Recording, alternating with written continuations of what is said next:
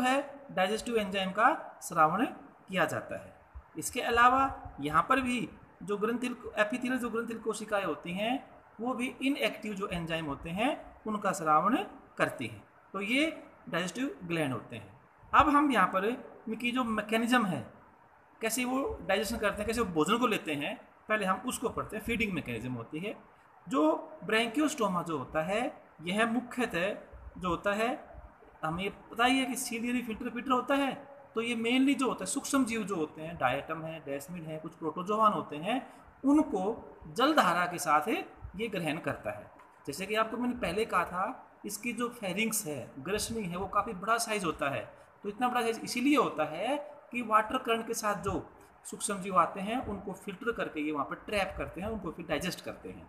तो इसके लिए जो होता है इनके अंदर, जैसे कि हमने जब इसकी फीडिंग कैसे करते हैं, तो इसके अंदर जो एक वाटर करंट होता है उसकी वजह से रिदमिक जो सीलिया होते हैं उनका बीटिंग होती है, उससे वाटर करंट उत्पन्न होता है। तो ये जो सीलिया होते हैं, जैसे कि ओरल सीलिया होते हैं, ये मुंह के ऊपर प्रेजेंट होते हैं। लेकिन जो व्हील ऑर्गेन जो होता है, जो वेलम से आगे जो प्रेजेंट होता है व्हील ऑर्गेन, जब ये रोटेट करता है तो इससे एक वाटर करंट उत्पन्न होती है।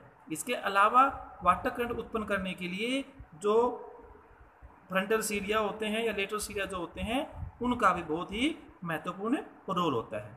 तो ये जब वाटर करंट उत्पन्न होती है तो जो पानी के साथ जो होता है फूड कण अंदर जाते हैं। तो ये वाटर करंट उत्पन्न होती है, पानी क्या होता है इनके बॉडी के अंदर एंट्री करता है माउथ के द्वारा, और माउथ से होते हुए एंट्रोस्टोम वेलम से होते हुए कहाँ पहुँचता है, फिर वो फेरिंग्स से, और फेरिंग्स के बाद जो है आर्ट्रियल कैविटी में पहुँच जाता है वो पानी, और फिर वो आर्ट्रियोपोल के द्वारा जो होता है शरीर से बाहर निकल जाता है। तो यहाँ पर जो फेरिंग्स होता है उसके अंदर जो होता है उसका इंट्रैप किया जाता है उस फूड पार्टिकल को। तो इसके लिए क्या होता है कि जब हमारे फेरिंग्स में है, इसके बारे में आपको मैंने पढ़ाया था कि ये फेरिंग्स में तो क्या होता है एंडोस्टाइल होता है जो कि म्यूकस या श्लेष्मा का श्रावण करता है। और ये जो म्यूकस होता है, जैसे कि हमें ये पता है ये एंडोस्टाइल होता है, तो ये जो बीच में जो होते हैं ये सबसे बड़े सीलिया होते हैं जिनको हमें मीडियन सीलिया कहते हैं, और ये साइड के अंदर होती है। तो ये सीलिया क्या होते हैं वाइब्रेट करते रहते हैं, और जो इनसे म्यूकस निकलता रहता है, श्लेष्मा जो श्रावण होता है वो इनकी लेटरल साइड के अंदर जो फेरिंग्स में यहाँ पर ये पहुँच जाता है। और लेटरल साइड के बाद ये जो है ये जो म्यूकस होता है इसमें ये फिर ऊपर पहुँच जाता है एपीफेरेंजियल ग्रूव के अंदर आता है। और एपीफेरेंजियल ग्रूव के अंदर जो होता है जो भोजन के जो कण होते हैं वो जो होते हैं इस श्लेष्मा साथ क्या होता है वो चिपक जाते हैं, और वो एक कोड के रूप में यह एक धागे, जैसे कि हमने आपको इस डायग्राम दिखाया कि ऐसी कोड सी जो है फिर एक स्ट्रक्चर से बना देते हैं। कोड का मतलब धागा सा है, और जो आगे इस प्रकार इस कोड के रूप में जो होता है इसके अंदर ये मूवमेंट होता है। तो ये जो कोड है इनके अंदर आता है, तो यहाँ से फेरिंग से होते हुए एपीफेरेंजियल ग्रूव में गई, और वहाँ से ये कोड जो है फिर इसोफेगस जो है ये वहाँ पर पहुँच जाती है। और इसोफेगस के बाद जो है इसको हम ग्रसिका भी द्वार भी कहते हैं। इसोफेगस के द्वार क्या होता है फिर ये हमारे इन जीवों की जो है इंटेस्टाइन के अंदर पहुँच जाता है, जिसके अंदर इंटेस्टाइन में जब पहुँचता है तो हमें पता है कि इसोफेगस और हाइंडगट के बीच में ये मिडगट डाइवर्टिकुलम होता है, और इसके ऊपर जो है इसमें की सीलेटरी ट्रैक्ट होती है जो इस फूड कोड को मिडगट डाइवर्टिकुलम में जाएंगे, और वहाँ से फिर जो ये है वापस मिडगट में आ जाता है। और इसके बाद जो है ये इस फूड कोड को आगे जो इसमें सीलिया होते हैं वो आगे से प्रोपेल करते हैं।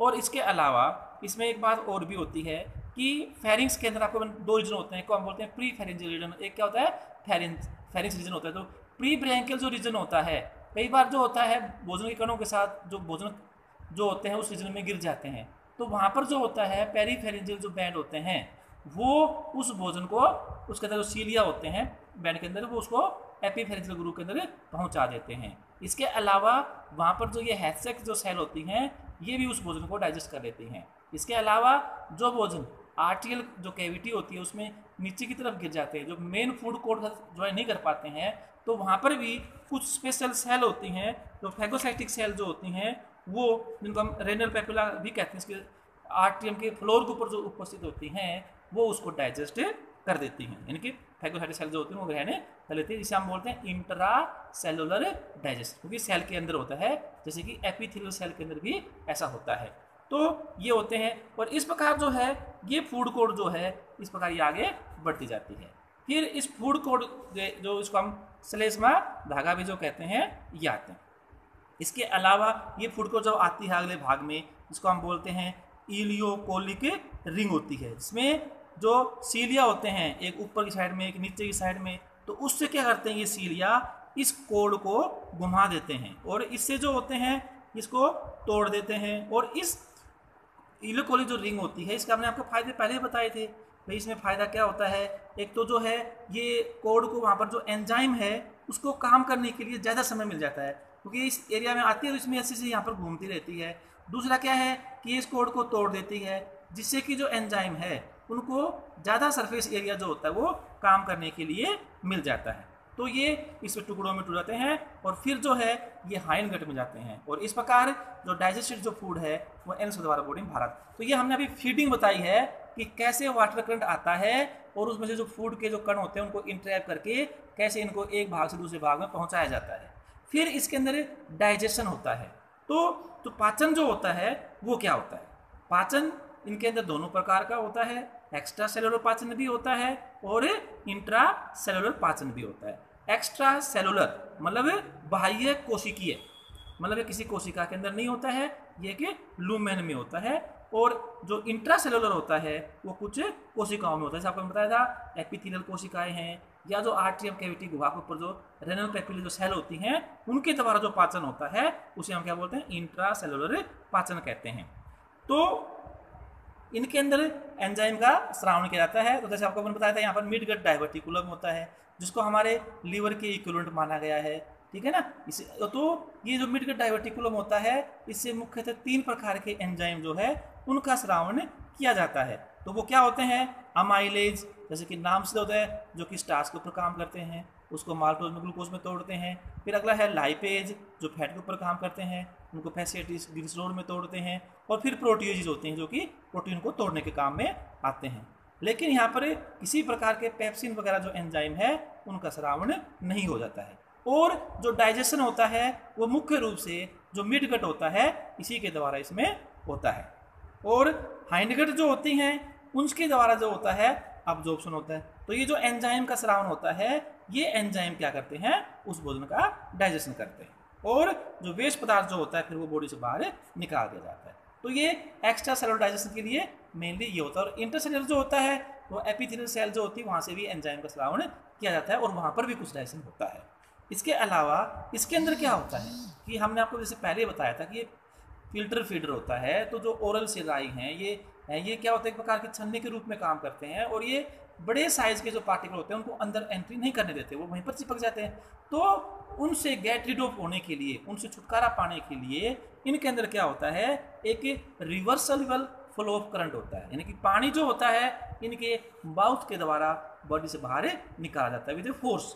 तो इस फोर्स से निकालने के लिए ये क्या करते हैं कि आर्टरी पोर को बंद कर दिया जाता है और इसके जो फेरिंग्स के अंदर या इसके जो आर्टरी के अंदर जो अंदर कुछ ट्रांसवर्स मसल्स होती हैं वो कॉन्ट्रैक्ट करती हैं। जब वो कॉन्ट्रैक्ट करती हैं तो आर्टरी कैविटी क्या होती है, कम हो जाती है। और वो कम जो होती हैं और उसकी वजह से जो होता है ये जो पानी होता है ये एंट्रोस्टोम से होते हुए और बक्कल सिराई से होते हुए क्या होता है, बॉडी से बाहर निकलता है। और जब ये यहाँ से बाहर निकलता है एक फोर्स के साथ निकलता है तो यहाँ पर जो बचे हुए जो पार्टिकल जो भी होते हैं वो उस धारा में छोड़ दिए जाते हैं और इस प्रकार ये जीव जो होता है जो एक्स्ट्रा जो अनुमानित जो पदार्थ होता है उसको ये छुटकारा पा लेता है।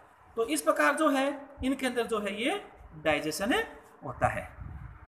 डाइजेशन के लिए आपको थोड़ा बहुत और भी समझा सकते हैं, जैसे कि ये इनके बॉडी का जो ब्रैंकियोस्टोमा का जो है कोर्स ऑफ फीडिंग जो है ना करंट के लिए टीएस दिखाया गया है फेरिंग्स रीजन में और आर्टरियल रीजन में।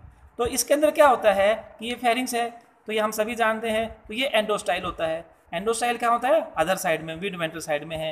ये इसके अंदर ये सीलियाँ हैं और बीच में जो म्यूकस सिक्रेटिंग सेल होती हैं और ये क्या है, पूरी फेरिंग्स है। और इसके चारों तरफ क्या होता है, ये आर्ट्रियम होता है। और फेरिंग्स के अंदर ये ओपनिंग होती है, इसको हम गिल स्लिट्स बोलते हैं। उसके बाद बीच में गिल बार्स होते हैं जहाँ पर सीलिया होते हैं, फ्रंटल सीलिया लेटरल सीलिया जो होते हैं ये वाइब्रेट करते हैं। तो ये जो म्यूकस का श्रावण होता है और इस प्रकार जो फूड है उसका ये मूवमेंट होता है। तो इससे जो म्यूकस है ये जो सीलिया होता है उसको साइड में कर देते हैं, साइड में, और फिर ये सीलिया के द्वारा क्या होता है, फूड ये म्यूकस ऊपर जाता है। और फिर ये एपीफेरेंजियल ग्रूव जो होता है इसके अंदर जो होता है, इसके अंदर ये मुख्य रूप से जो भोजन क्या होता है वो म्यूकस से मिल जाता है या उसको कोड के रूप में जो होते हैं यहाँ पर उसका निर्माण होता है। तो ये जो है ये इनके अंदर ये स्ट्रक्चर है।